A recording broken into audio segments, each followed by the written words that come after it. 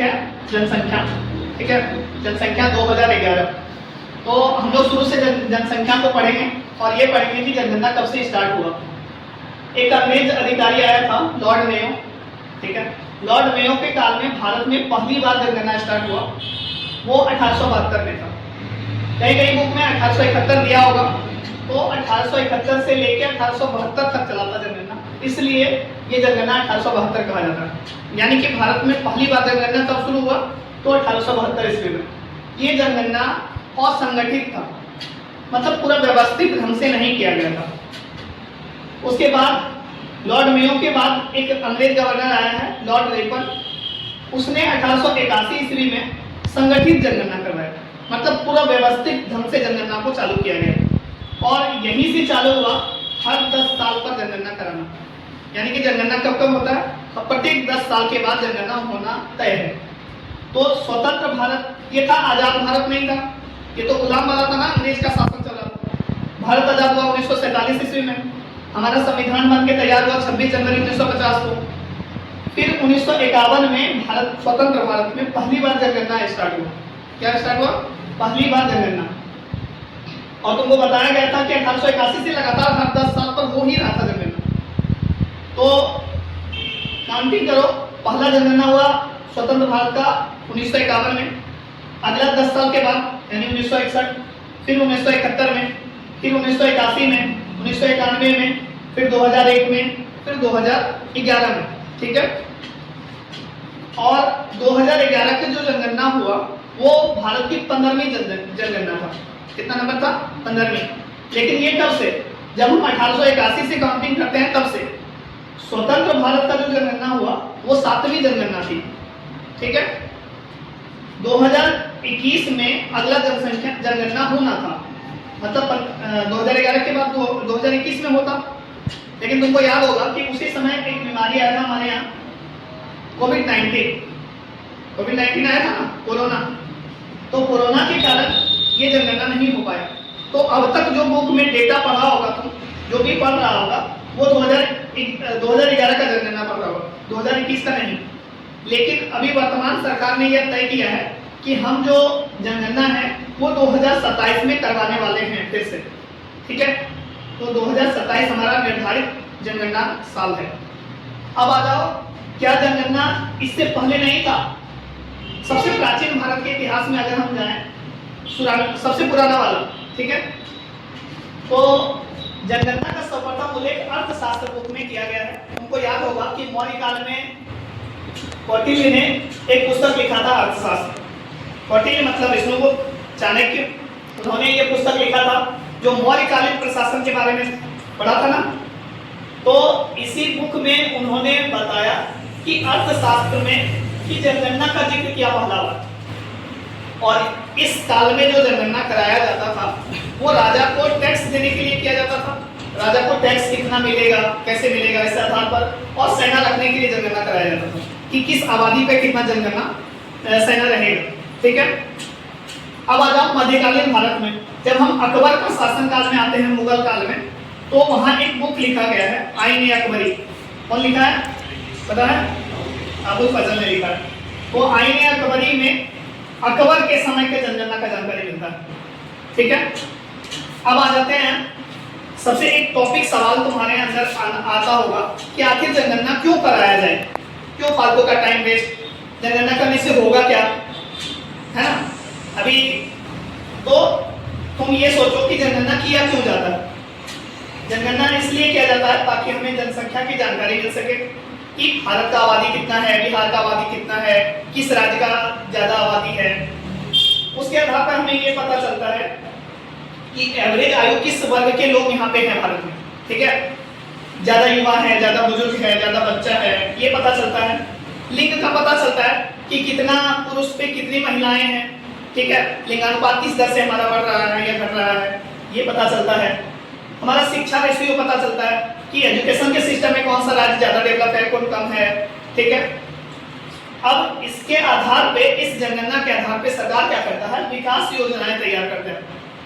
मतलब कितने स्कूल का निर्माण होना चाहिए, कितने विश्वविद्यालय बनना चाहिए, कितने अस्पताल बनना चाहिए, सड़क का कितना जरूरत है, तो ये जनगणना के आधार पर ही तय होता है। उसके बाद पता चलता है कि संसाधनों का सही वितरण कैसे किया जाए सभी लोगों के बीच, ठीक है। और एक है रोजगार। अभी जो हम लोग देखेंगे वो है जनगणना 2011 का डेटा, ठीक है। ये एक तरफ भारत का डेटा देखेंगे और एक तरफ बिहार का भी देखेंगे, दोनों का। और ये जनगणना 2011 के अनुसार देखेंगे, क्योंकि 2021 वाला जनगणना तो हुआ नहीं है। फिर अंतिम डेटा जो आएगा 2027 के लास्ट में आएगा, तो 2027 वाला बाद में पढ़ना है। जब तक अभी 2027 आ नहीं जाता तब तक यही डेटा चलेगा, हर एग्जाम में काम आएगा। खास करके ये 12 में के दृष्टि से तुमको बताए हैं, इससे ज़्यादा पड़ेगा तो थोड़ा सा और ज़्यादा पढ़ना पड़ेगा, ठीक है। तो हम लोग देखते हैं कि भारत का आबादी कितना है। तो कुल जनसंख्या है भारत का 121 करोड़। 121 करोड़ आबादी है वर्तमान 2011 में बता रहे, 2011 में। 2021 अभी 26 चल रहा, तो वो बहुत ज़्यादा बढ़ गया होगा, ठीक है। तो 2011 का डेटा है कि 121 करोड़ आबादी था भारत का। और ये जो वृद्धि दर था, वृद्धि दर का मतलब होता है कि 2001 से लेके 2011 तक जनसंख्या किस स्पीड से बढ़ा है। वो जो स्पीड बढ़ने का था वो था 17.7% के दर से बढ़ रहा था, ठीक है। कितना 2001 में था, उसका 17.7% उस आबादी का बढ़ गया 2011 में। लिंगानुपात का मतलब होता है कि प्रति 1000 पुरुषों पर महिलाओं की कितनी संख्या है। इस हिसाब से भारत में 940 महिलाएं हैं प्रति 1000 पुरुष पे, प्रति 1000 पुरुष पे। क्या तुम बता सकता है कि सबसे कम लिंगानुपात किस राज्य का है भारत में वर्तमान समय में? किसी को? हम बताते हैं, हरियाणा का है, ठीक है। हरियाणा का जिला का नाम भी क्या था, अभी एक्चुअल तो याद नहीं है। हरियाणा का जिला है, वहीं से वो चालू हुआ था योजना मोदी जी का, क्या कहते हैं, बेटी बचाओ बेटी पढ़ाओ अभियान, ठीक है। तो 940 महिलाएं हैं प्रति 1000 पुरुष पे, ये भारत का टोटल डेटा है। साक्षरता दर, कुल कितने लोग साक्षर हैं भारत में? तो 74.04% जो है, इतने लोग साक्षरता दर, ठीक है।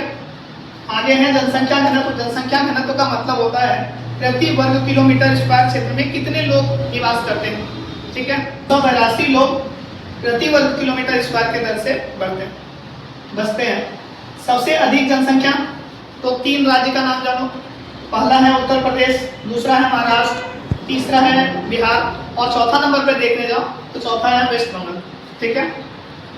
अब आ जाते हैं, हम लोग तुलना करते हैं यही आबादी को बिहार के दृष्टि से, ठीक है। सेम डेटा है, थोड़ा सा ज्यादा होगा बिहार में। तो बिहार की जो कुल जनसंख्या है वो है 10.4 करोड़, और ये कब का डेटा है?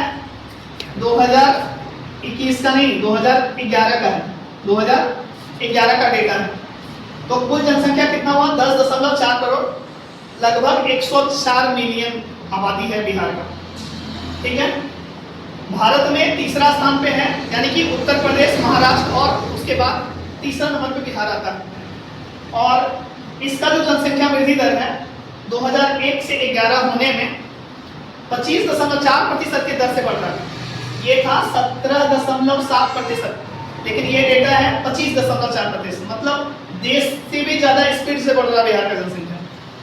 उसके बाद देखो लिंगानुपात, यहाँ पे लिंगानुपात था 1000 से 940, लेकिन यहाँ पे है प्रति 1000 पुरुषों पर मात्र 918 महिलाएं, ठीक है। साक्षरता दर, कुल साक्षरता दर है 61.8%, जिसमें कि पुरुष है 71.2% और महिला आबादी है, महिला साक्षरता दर है 51.5% है, ठीक है। अब आगे समझो कि जनसंख्या घनत्व जो वहां पे 382 प्रति वर्ग किलोमीटर स्क्वायर के से था, ये है जनसंख्या घनत्व 1106 व्यक्ति प्रति वर्ग किलोमीटर के एरिया में बसता है। ये देश में सबसे अधिक है, देश में सबसे अधिक। अगर तुमसे पूछा जाए कि भारत में सबसे अधिक जनसंख्या घनत्व किस राज्य का है, तो बिहार का है। ये डेटा है कि 1106 व्यक्ति प्रति वर्ग किलोमीटर में है। बिहार में सबसे अधिक जनसंख्या पटना का है, और सबसे अधिक साक्षर जिला है रोहतास। टोटल ग्रामीण एरिया जो है वो एरिया है, मतलब 100 में 88 लोग लगभग गांव में रहते हैं, ठीक है, और 11 लोग शहर में रहते हैं। ये है डेटा प्रतिशत के हिसाब से। उसके बाद कुल जिले हैं कितने? 38 जिला है टोटल। तो ये संक्षेप में बिहार जनगणना था और भारत का जनगणना एक तुलना किया हुआ था।